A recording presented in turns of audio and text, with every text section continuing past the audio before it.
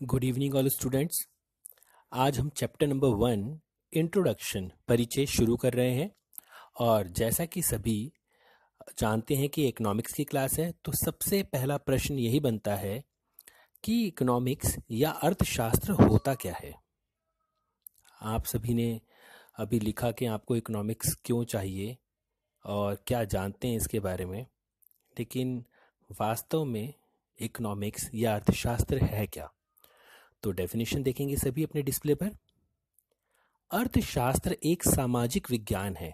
सामाजिक विज्ञान का अर्थ है समाज के बारे में है, जो समाज के बारे में बताता है, जिसके अंतर्गत लोगों की आर्थिक क्रियाओं का अध्ययन किया जाता है। अब ये आर्थिक क्रियाएं क्या हैं? लोगों की आर्थिक क्रियाओं का अध्ययन किया जाता है। तो आर्थिक क्रियाओं का अर्थ है कि लोग जो भारत में रहते हैं वे किस प्रकार धन प्राप्त करते हैं और उसे किस प्रकार खर्च करते हैं। तो यह आर्थिक क्रियाएं होती हैं। तो सिंपल शब्दों में कहें तो अर्थशास्त्र एक सामाजिक विज्ञान है जिसके अंतर्गत लोगों की आर्थिक क्रियाओं का अध्ययन किया जाता है। अब आर्थिक क्रियाएं क्या हैं, इसको और अच्छे तरीके से बताया गया है, देखेंगे सभी। आर्थिक क्रियाएं क्या हैं? आर्थिक क्रियाओं से अभिप्राय उन क्रियाओं से है जो आय प्राप्ति के उद्देश्य से की जाती है। हम जो भी क्रिया करते हैं, कोई भी व्यक्ति कोई भी क्रिया करता है और ऐसी क्रिया करता है या ऐसा काम करता है जिससे उसे आय प्राप्त हो, तो वह कहलाती है आर्थिक क्रिया। जैसे एग्जाम्पल दे रखे हैं, फल की रेडी लगाना। एक फल वाला या सब्जी वाला रेडी लगाता है किस लिए? कि वह फल या सब्जी बेचेगा और उससे उसे आय प्राप्त होगी, जिससे वह अपने घर चला सकता है, मतलब जीवन यापन करेगा। दूसरा, किताबों का विक्रेता, किताब बेचने वाला क्या कर रहा है? किताबें बेच करके उसे आय प्राप्त होगी और उस आय से उसका भी जीवन यापन होगा। अध्यापक का कार्य, जैसे मेरा कार्य, तो मेरा कार्य बेचना खरीदना नहीं है कुछ भी, लेकिन मैं आपको एक तरह की सेवा दे रहा हूँ। सेवा का अर्थ है कि एक तरह की सर्विस। जैसे डॉक्टर क्या करता है? कोई वस्तु नहीं बेचता, वह आपका चेकअप करता है, तो वह सेवा है। तो अध्यापक का कार्य भी किस में आएगा? आर्थिक क्रिया में, क्योंकि मैं आपको जब पढ़ाता हूं तो मुझे भी क्या मिलती है? सैलरी मिलती है, वेतन मिलता है। तो इस प्रकार से यह आर्थिक कार्य आर्थिक क्रिया कहलाती है। आर्थिक क्रिया के अतिरिक्त एक होता है गैर आर्थिक क्रियाएं। अब ये आर्थिक क्रियाएं जो होती हैं कानूनन होनी चाहिए। कानूनन कैसे? ऐसे बहुत सारे कार्य हैं जिनसे हमें आय तो प्राप्त होती है, लेकिन वह कानूनन रूप से गलत है। जैसे चोरी करना। एक चोर को चोरी करने से आय प्राप्त होती है, पर क्या वह फिर आर्थिक क्रिया है? नहीं, क्योंकि वह कानूनन रूप से गलत है। एक और एग्जांपल देखते हैं। जैसे कि आप जा रहे हैं कहीं पर, आपको प्यास लगी, आपने प्याऊ देखा और प्याऊ से पानी पी लिया। तो पानी जो पी लिया वो क्या है? आर्थिक क्रिया है? नहीं, गैर आर्थिक क्रिया है। ठीक है। क्यों है गैर आर्थिक क्रिया? क्योंकि उससे कुछ भी उत्पादन नहीं हुआ है, उससे कुछ आय प्राप्त नहीं हुई। तो इस प्रकार से आर्थिक क्रिया और गैर आर्थिक क्रिया का भेद किया जा सकता है। मैं आपको अभी एक प्रश्न भेजूंगा, उसमें आपको ध्यान से पढ़ना है और बताना है कि कौन सी आर्थिक क्रिया है और कौन सी गैर आर्थिक क्रिया है।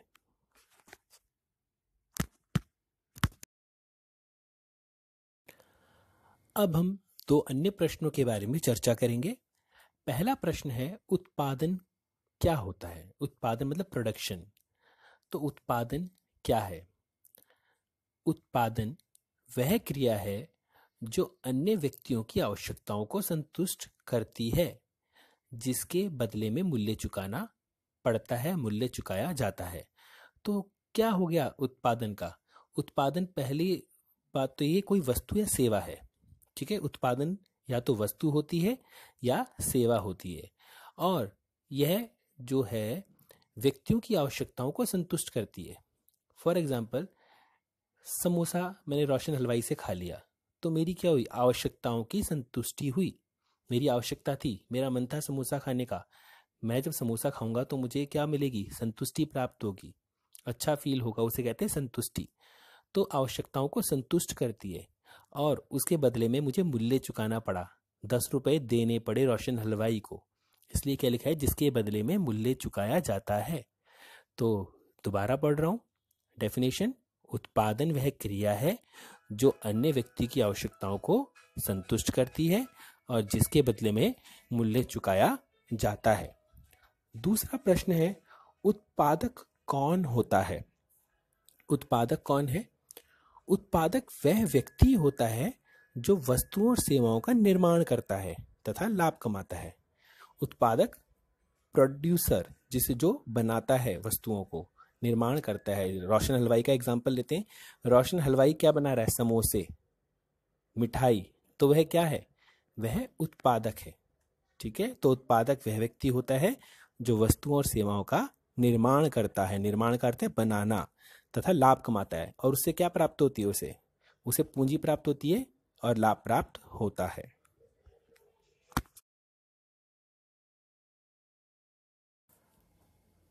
अब हम चर्चा करेंगे तो अन्य प्रश्नों के बारे में। पहला है, वितरण क्या है? वितरण का इंग्लिश होता है डिस्ट्रीब्यूशन। वितरण किसे कहते हैं?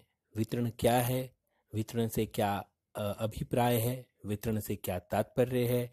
वितरण का अर्थ समझाइए। इस सभी प्रश्नों का पूछा क्या जा रहा है, इसकी डेफिनेशन, परिभाषा। तो वितरण का क्या अर्थ होता है? वस्तुओं और सेवाओं के उत्पादन से प्राप्त होने वाली राष्ट्रीय आय। हमने अभी बात की आय, हर एक व्यक्ति को आय प्राप्त होती है जब सभी व्यक्तियों की, जिनकी फैक्ट्रियां हैं, उद्यमी हैं, दुकानदार हैं, हम लोग हैं, जिनकी सैलरी मिलती है, पूरे देश के व्यक्तियों की जब आय को जोड़ दिया जाता है तो वह कहलाती है राष्ट्रीय आय। तो ये कह रहा है जो भी राष्ट्रीय आय है उसको बांटा जाता है जब, जो हमारे चार साधन है, भूमि, श्रम, पूंजी, उद्यम। भूमि को मिलता है किराया, श्रम को मजदूरी, पूंजी को ब्याज और उद्यमी को लाभ। तो जो राष्ट्रीय आय को जब इन चारों साधनों में बांट दिया जाता है, वितरण कर दिया जाता है, तो वह कहलाता है हमारा वितरण। तो परिभाषा ध्यान से समझेंगे। वस्तुओं तथा सेवाओं के उत्पादन से प्राप्त होने वाली राष्ट्रीय आय को किराया, मजदूरी, ब्याज तथा लाभ के रूप में बांटने को वितरण कहते हैं। अब एक और प्रश्न है, विनिमय क्या होता है? विनिमय बहुत ही सिंपल डेफिनेशन है। विनिमय का अर्थ होता है लेन देन। और लेन देन किसका? लेन देन होता है या तो वस्तुओं का या सेवाओं का। तो जब वस्तुओं और सेवाओं का आपस में लेन देन किया जाता है तो वह विनिमय कहलाता है। यहाँ पर हम मुद्रा की बात नहीं कर रहे, वस्तु के बदले वस्तु या सेवा ले रहे हैं। जैसे कि गांव में भी होता है कि कोई व्यक्ति कुम्हार के पास गया, अभी तू मुझे 5 घड़े दे दे, मैं तुझे 5 किलो चावल दे दूंगा। तो क्या है? वस्तु के बदले में वस्तु लेना। या फिर वैद्य के पास गए, वैद्य जी ये लो मैं आपके लिए गेहूं लाया हूँ 10 किलो, और ये ज़रा मेरे को चेक करो, बहुत दिनों से बीमार हूँ। तो वैद्य अब उससे पैसे लेगा? नहीं, वैद्य ने क्या किया? अपनी सेवा प्रदान की है। बदले में क्या मिल गया? उसे वस्तु प्राप्त हो गई। इसलिए यहाँ पर वस्तु शब्द भी आ रहा है और सेवा भी आ रहा है।